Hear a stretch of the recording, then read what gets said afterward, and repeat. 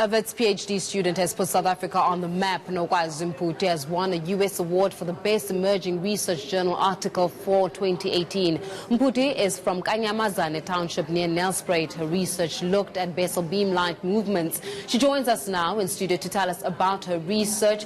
Nokwazi, thanks a lot for joining us this afternoon. I must say congratulations, first of all, one of South Africa's rising stars and showing just how smart you are on a global platform. Tell us a little bit about your research paper.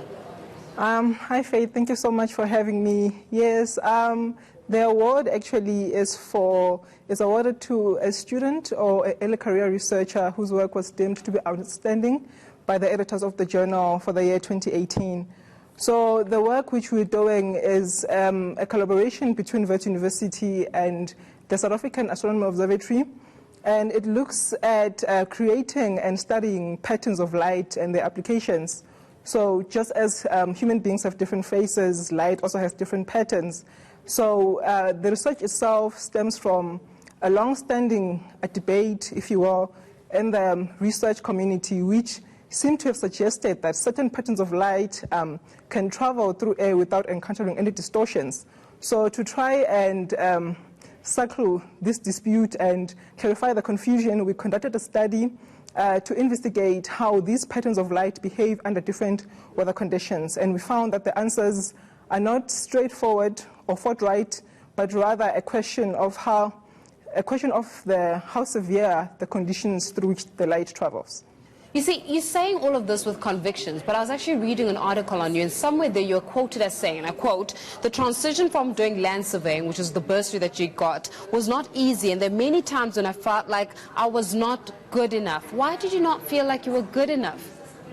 I would say it's because land surveying is more of an engineering field, and physics includes a lot of math and theory, which I would say I did not feel I had enough training for. So it took a lot of effort on my part, it took a lot of motivation, and it took a lot of mentorship, I would say, from my supervisors to actually get me to a point where I felt like I could do it, like it was possible.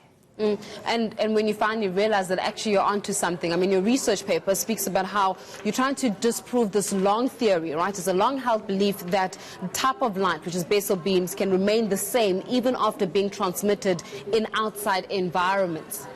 Yes, actually, I myself included, I've often read a lot of literature which was stating the exact same point, that these beams are resilient, that even if you place obstructions in their path, they are able to emerge and they're able to self-heal themselves. So I myself, when I went and I joined the Wits University group, I was under the same impression that this type of beams could actually be the answer to most of the world's problems. But then again, when I realized that it isn't the case, one of my mentors suggested that we actually conduct a thorough study to investigate the conditions through which this is true, because it is true, but only to some extent.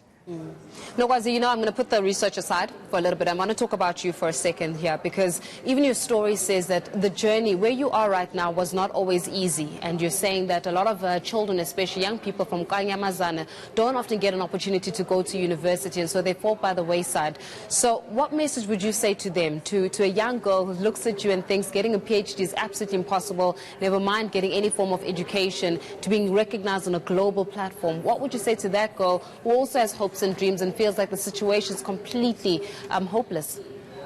I would say it is possible. It is possible. The opportunities are there, and we are quite fortunate in South Africa. Our government has made it possible for us to pursue our studies. So I would say if you just stick with it, one important thing is just to study and to work hard. You apply yourself and you put yourself out there. I think it's very, very much possible, because if I did it, I believe that any girl out there, they can do it as well. And of course, on the other side of it, it's the introduction of women, more women, especially black women, into the sciences and being able to take their work and their research onto a global platform. How then do we start doing that practically so that more young people are interested, especially in going into the sciences? I think our government is doing a lot. Like currently, we had the South African Women in Science Awards, which served for that particular purpose, to try and award, I would say, and recognize young women researchers who are doing good academic work in the science field, and thereby profiling them as role models for young girls to show them that it is possible to make it as a woman in science. So we do have the platforms, so women just need to go out there and grab them. And of course, as a woman that I'm particularly proud of, where to from here? I mean, I know you've been awarded for 2018 as the best research paper or research journal in the United States. But for you, what are those dreams? What are your aspirations? Tell us about them. For now, I would say the major goal is getting my PhD. Then after that, I continue to pursue my research and studying these interesting light patterns and see where else we can apply them, because there is a market for them, and we have seen a whole lot of life-changing applications to which they have been used. So that is where I hope to be.